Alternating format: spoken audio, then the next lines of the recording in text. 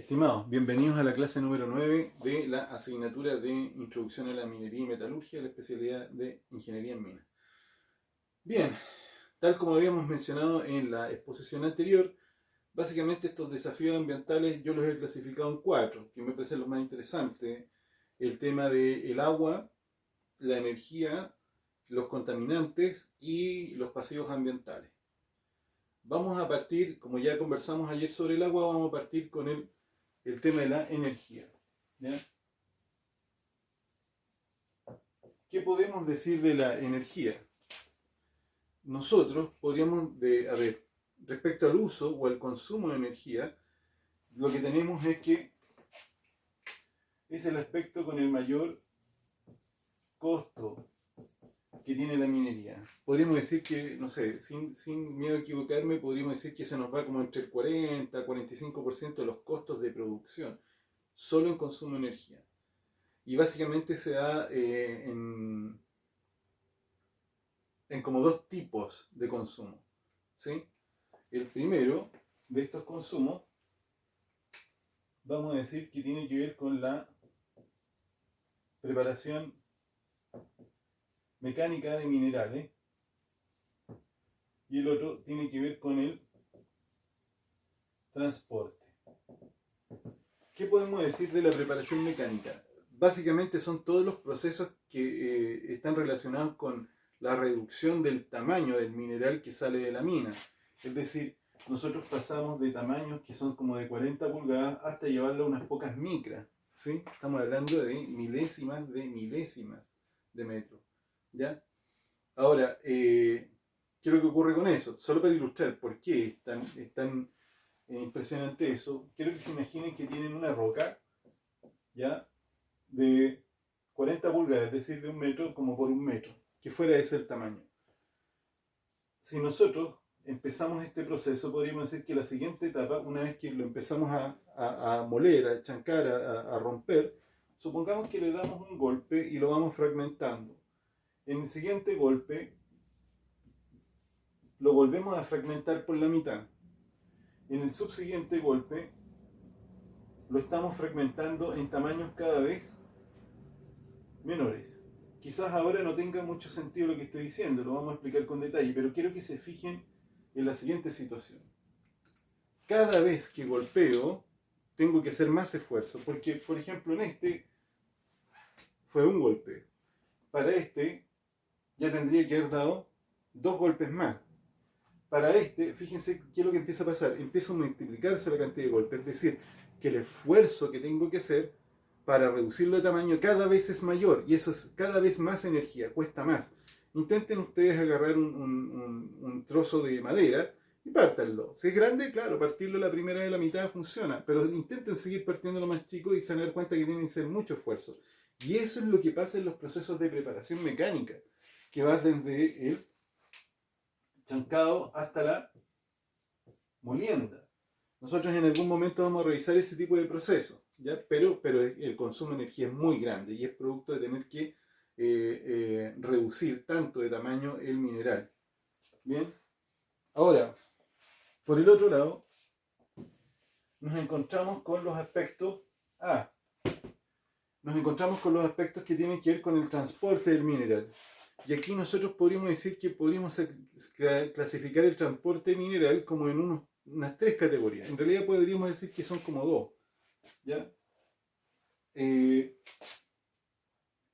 podríamos separarlo como el transporte al interior del complejo minero metalúrgico y el transporte al exterior.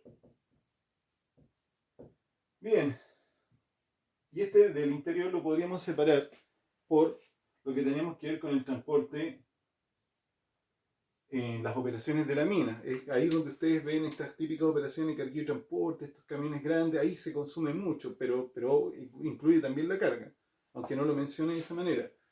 Y evidentemente estamos teniendo mucho consumo de energía solo por trasladar. Imagínense el esfuerzo de mover tantas toneladas. ¿Ya? Ahora, pero por el otro lado también nos encontramos que en el interior generamos una suerte de transporte, y este es el que vemos nosotros en el complejo metalúrgico, donde están las plantas, y habitualmente uno lo ve de dos maneras. o lo ve como correas transportadoras, o lo ve como sistemas de bombeo, ¿ya?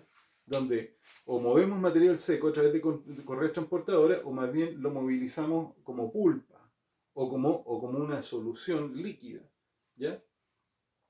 Bien, ahí podríamos, por ejemplo, algunas de las cosas que revisamos en la sesión anterior del agua, aquí se empiezan a explicar un poco más. ¿Ah? Ese movimiento, como alguien me preguntó qué tanto era el volumen, yo le dije, bueno, es mucho, ¿ya? Entonces, si asumimos que es mucho, es, claro, vamos a necesitar mucha energía. Bueno, en el exterior, principalmente, nosotros estamos hablando de que esto habitualmente se refiere a la forma en que transportamos. Vamos a decir que tengo miedo de equivocarme, pero todavía algo se transporta en tren. Ya me da la impresión de que todavía funciona algún tren que transporta acá a todos desde Salvador hasta Barquito. Y también sé que CAP, aquí en la zona en el Valle del Huasco, también moviliza algo de su mineral a través de trenes. Pero también tenemos camiones y últimamente nuestros famosos concentraductos. ¿Ya?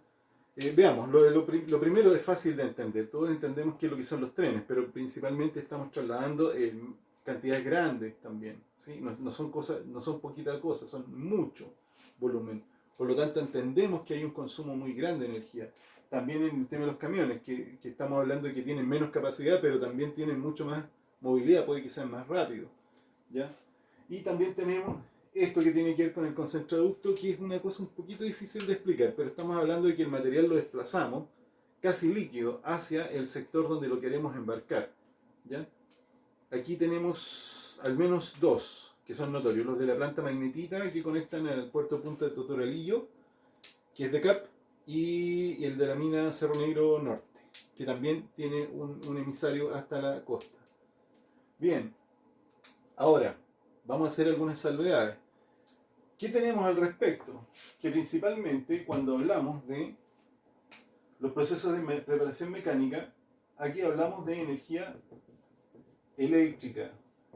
Principalmente la energía la vemos representada como energía eléctrica. Y cuando hablamos de la mina,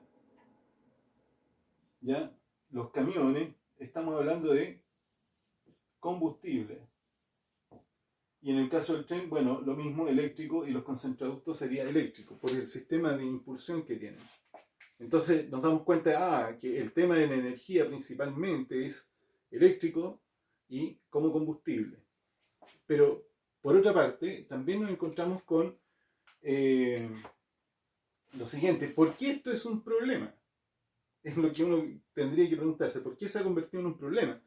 Es que el problema está en la forma en que se genera esta energía. ¿Ya? La forma en la que se genera esta energía. Y principalmente nosotros dependemos del sistema interconectado central. Puede que haya cambiado esto. Revisémoslo en la clase. Háganme acordar y lo revisamos en la clase. ¿Ya? Que es una red que conecta todas las instalaciones generadoras de electricidad en Chile con los usuarios, que se llaman nosotros la industria. Bien, tiene una fuerte dependencia de las termoeléctricas. ¿Cuál es el problema de estas termoeléctricas? Que generan contaminación. ¿Ya? Hay algunas que generan más, las que trabajan con carbón, y otras que generan menos, que son estas que son a diésel, ¿ya? Que contaminarían menos. Pero el porcentaje más grande se encuentra en las termoeléctricas. Y ya sabemos que genera mucho conflicto ambiental por el impacto que tiene principalmente en la costa.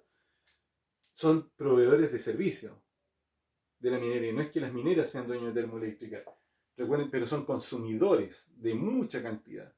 Por lo tanto, de alguna forma tienen un impacto, y hay un desafío ambiental ahí, en eso. ¿Ah? Porque tu proveedor sea, entre paréntesis, sucio. ¿Ya? Bien, ¿qué es lo que tenemos? Eso es por una parte.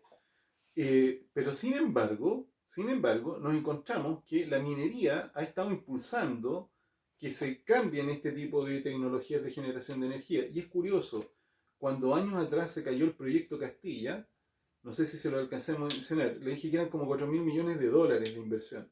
Pero es tan bueno este tema, la demanda de energía era tan alta, yo recuerdo que se decía que, oye, esto va a perjudicar la inversión.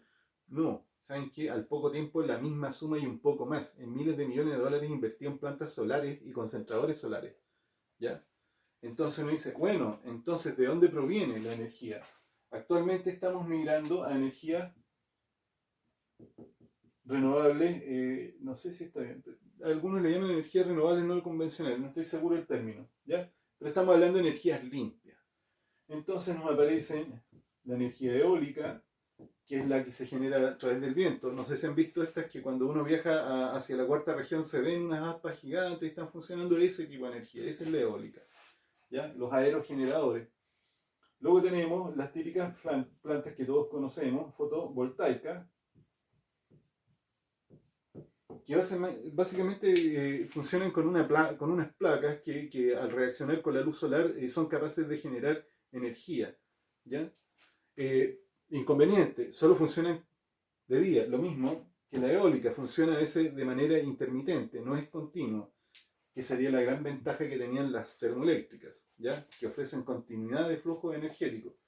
Y finalmente, un nuevo actor que ha aparecido muy recientemente son las concentradoras solares. ¿Cómo funciona una concentradora? Se parece mucho a una termoeléctrica, pero en vez de usar energía aportada por la combustión del carbón, usan energía aportada por la radiación solar.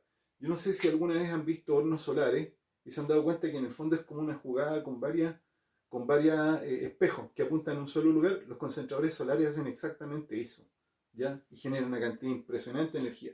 Y tienen mucha más autonomía. Yo haría la apuesta que quizás vamos a empezar a inclinarnos por esto, ¿ya? Porque hoy en día estas dos que he marcado en rojo ya están siendo, por ejemplo, cuestionadas en Europa, donde se dice que tienen un impacto paisajístico.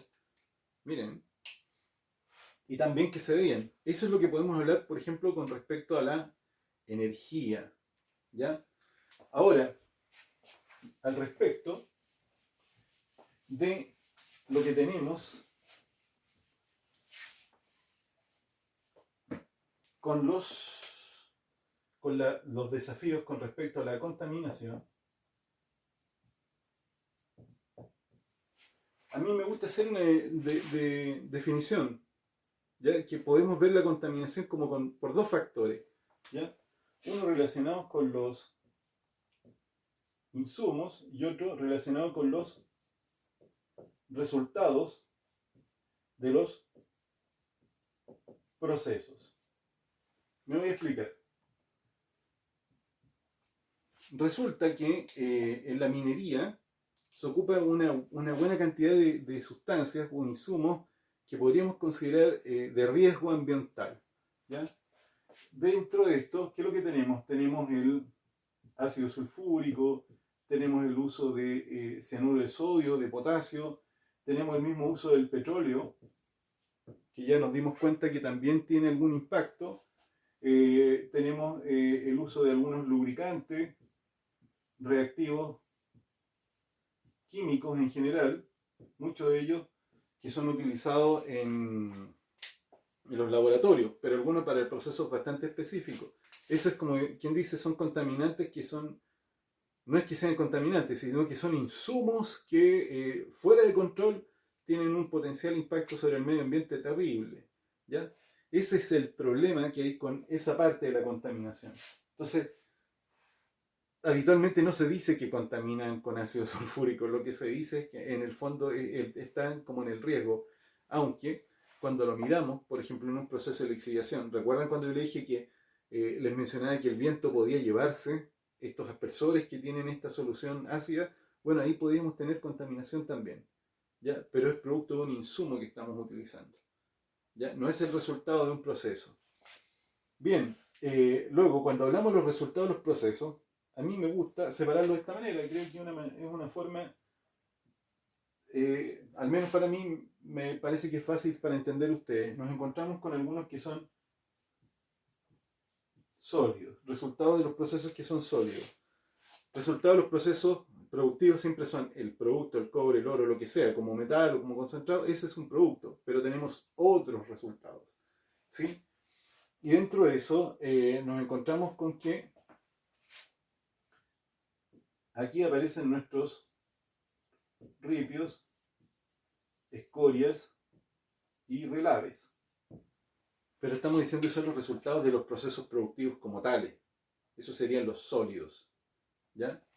Procesos productivos, es decir, esto viene de la lixiviación, esto viene de la fundición y esto viene de los relaves, o sea, de los procesos de concentración. Veamos,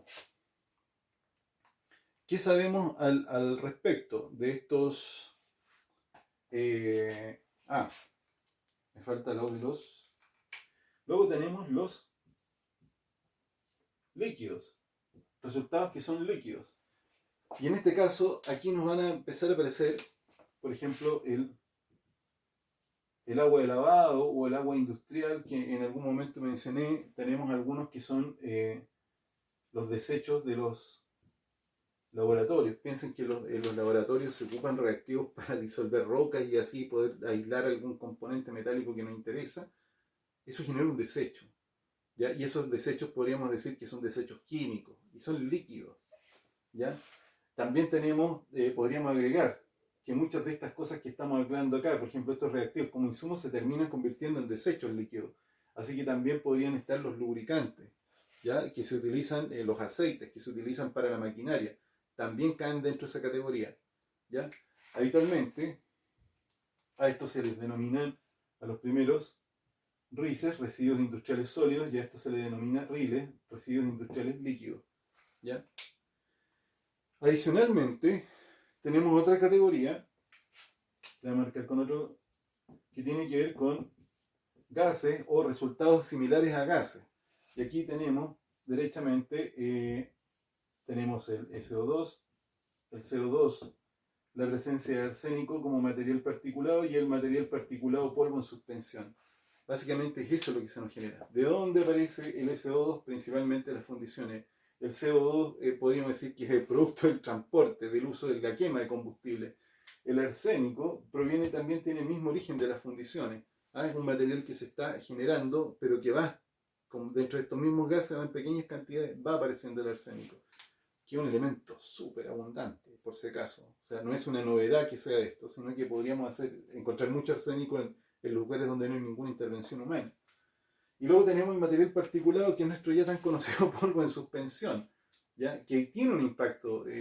Solamente piensen qué es lo que ocurre es cuando tú empiezas a llenar un sector lleno de plantas, lo empiezan a llenar con polvo. Quizás estás impidiendo que se genere bien el proceso, o se realice bien el proceso de fotosíntesis. Por lo tanto, entendemos que es contaminante porque genera un impacto que es negativo, ¿ya? Y luego tenemos otras categorías que no son procesos del resultado productivo, que lo separé aquí, ni de los líquidos, que también pueden ser como de apoyo, ¿ya? A estos mismos procesos, sino que aquí nos caen otras categorías, como por ejemplo los ruidos, ¿sí? Tenemos alguna contaminación que es de carácter paisajístico, ¿ya? No es lo único, por supuesto que aparecen muchas más, ¿ya? Tenemos desafíos ambientales producto de como resultado del proceso, es decir, si yo estoy generando mucho ruido, si estoy generando vibraciones, piensen ustedes que cuando algunas minas producen detonaciones, se produce una vibración, eso es contaminación también. En ese lugar estaba tranquilo, no necesitaban ese ruido. Ahora, ¿qué es lo que se está haciendo? ¿Qué es lo que se está haciendo? Esto, cuando hablamos de los insumos, el nivel de control es tremendo en la minería, ¿ya? Me refiero desde llevar un registro específico donde se están guardando estas cosas, llevar información sobre cómo se almacenan, ¿ya? En qué se van a usar, en qué cantidades se van a usar. Esto no es un asunto que uno puede decir que queda como fuera de control. En la clase de ambiente minero probablemente vamos a ver algunas cosas relacionadas con eso, o con otro profesor, ¿ya? Tenemos una legislación demasiado exigente al respecto con este tipo de situaciones, con este tipo de sustancias, ¿ya? Luego, respecto a esto, nosotros tenemos una legislación, ¿ya? Que principalmente está referida a la Ley 19.300, que fija las bases generales sobre la protección del medio ambiente en Chile. Tiene algunas actualizaciones, pero esa es la que nos dice. Si ustedes hacen memoria y recuerdan de las primeras sesiones en Teams, y yo les hice una muestra, les dije, oye, metámonos aquí en la página del Servicio de Evaluación Ambiental, ahí se ven, hay mucha información. Las mineras están obligadas a colocar esta información sobre cómo gestionan estos impactos ambientales. En este caso estábamos hablando de esos contaminantes, ¿ya? Finalmente, para poder ir liquidando esto, ¿con qué es lo que nos encontramos? Con uno que ya he mencionado, pero vamos a hablar de los pasivos ambientales.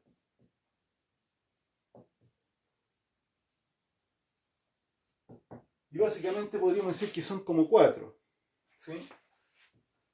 Vamos a decir el complejo minero metalúrgico abandonado. Vamos a hablar de escorias, ripios y relaves. Y vamos a tratar de entender dónde está el problema. El hecho de que tú dejes una faena minera abandonada, es decir, que ya se acabó su periodo de explotación porque ya no queda más oro, cobre, lo que sea que estuvieras sacando. Fíjense que cuando se trata de mina de rasgo abierto está claro que te dejan un impacto que es de carácter paisajístico, pero también, si ustedes en memoria, sobre todo los que tuvieron ambiente minero conmigo, deben acordarse de que cuando estuvieron viendo la operación del carguero y transporte, más de alguno detectó, oye, hay diferencia de nivel. Bueno, esa misma diferencia de nivel, imagínate que queda abandonado. Y hay gente que se va a meter a esos lugares. Recuerden que hay gente que les gusta irse a meter a Cerrimán. Y son lugares de alto riesgo. ¿Ya? Eso es un impacto, es un desafío. Esos son esos tipos de desafíos, ¿cómo se llama? Podríamos decir al final de la historia de un complejo minero metalúrgico. Que te queda la faena. ¿Ya? Te queda la faena. Ahora, veamos. ¿Qué se está haciendo? Nosotros tenemos hoy día una legislación que es sobre cierre y abandono de faenas mineras y que obliga a las empresas mineras, incluso a los pequeños, a establecer algunas medidas de control. Incluso los obliga a colocar dinero para esos efectos específicamente. ¿Ya? Lo podemos conversar después en la sesión de Teams, pero es decir, la legislación chilena está impulsando. ¿Dónde está el problema? Está el problema en otros que no fueron alcanzados por esta nueva legislación. ¿Ya? Y hablamos de minas ya muy antiguas, donde más de alguno de ustedes se ha terciado en alguna oportunidad y llegando a algunos lugares donde encuentran instalaciones que no saben de qué es lo que son, pero pueden suponer riesgos grandes. Si no, por ahí les comento, alguna vez han encontrado una persona que alguien la fue a abandonar al mineral de Chañarcí, y si no hubiera sido por unos turistas que se acercaron, eso decía la noticia, no lo habrían rescatado, estaba en un pozo. ¿Por qué estaba ahí? ¿Ya? Esos son los problemas de desafíos ambientales, por un potencial impacto. No porque contaminen, sino que son un problema y actúan como pasivo ambiental. Luego tenemos el tema de las escorias. ¿Qué son las escorias? Son un resultado de las fundiciones. ¿Sí? Ahora, el mayor problema es que son masivos, aunque sean inertes, porque las escorias básicamente son como un vidrio. Tú puedes, ¿cómo se llama? Si lavas un vidrio, el vidrio queda limpio y se acaba el problema. No es contaminante, no reacciona contigo el vidrio. ¿Ya? Eso es el asunto con la escoria. Ahora, puede ser que el mayor efecto es porque son volúmenes grandes y te tapan áreas grandes, impactan. Es como decir, tener una zona muerta en un lugar donde podría surgir la vida otra vez, es el problema que te genera. Cuando lo abandonas, ¿ya? Bueno, hay algunas escorias que han sufrido algunos tipos de degradación. Todo depende de qué tanto es la relación que tienen ahí de sílice o de otro tipo de no metálico entre medio. Pero eso es un asunto para discutirlo a largo, ¿ya? Podríamos encontrarnos con algunas escorias que no son tan inertes, ¿ya? Me da la impresión de que se trata de fundiciones muy antiguas. A mí me ha tocado por lo menos ver un par de casos, unas que están cerca en Antoco, que he escuchado por ahí alguna discusión si es que eso es contaminante o no, y por ahí cerca de la costa de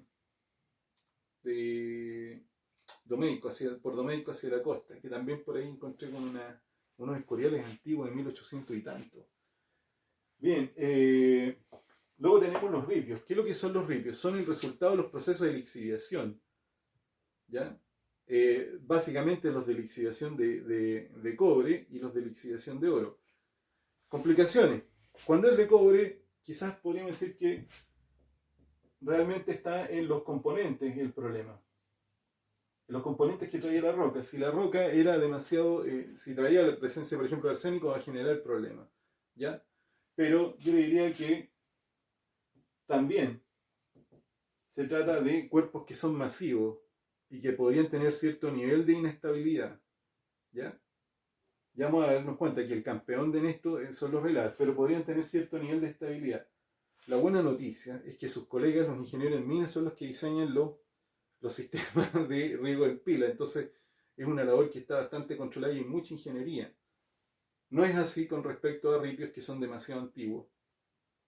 Ahora, principalmente el problema tiene que ver con la capacidad que tienen de cambiarle el pH al agua de las napas que están abajo, ¿ya? Porque eventualmente si estos quedan abandonados, se llueve, se puede repetir un proceso de lixiviación y algunos de estos percolados, es decir, estos líquidos que drenan de estos lugares, piensen que son piedras más o menos como 1 centímetro, ¿ya? Es como que tener como algo que es poroso, ¿ah? Tú lo riegas arriba y escurre. Esos son los ripios. Entonces esos podrían tener algún impacto sobre las aguas subterráneas y ahí tendríamos un problema. ¿Ah? Cambiar el pH puede ser que te llene de metales pesados y si alguien está agua abajo sacando ese material para riego puede significar un problema. ¿Ya? Bien, es en el caso del cobre. Si fuera el caso del oro ahí tenemos una complicación mayor, porque en el caso del oro podríamos encontrarnos con algunos amigos que no son muy buenos. No van a encontrar mucha literatura respecto a lo que le digo, pero si fuera el oro, este tiene la mala costumbre a veces de venir acompañado de dos amigotes, que son el mercurio y el plomo, y eso sí que son algún problema. Muchos estudios acerca de eso no hay. Hay algunos estudios en la Universidad de Atacama, unos alemanes, que por ahí vieron algún tema, es bien interesante. Ya se sabe que están esos compuestos. Sennagemina ha hecho un catastro de algunos lugares donde ha encontrado la presencia de estos metales, en cantidades detectables, no vamos a decir que abundantes, pero no hay mucha literatura que nos diga en qué cantidad es tóxico. Esa es la complicación que tenemos. Quizás se hace necesario que se hagan ese tipo de estudios. Bien, y finalmente tenemos los relaves. Y aquí podríamos separar los relaves, yo le diría principalmente, podríamos hablar de tres: los de cobre, los de oro y los de hierro. Veamos.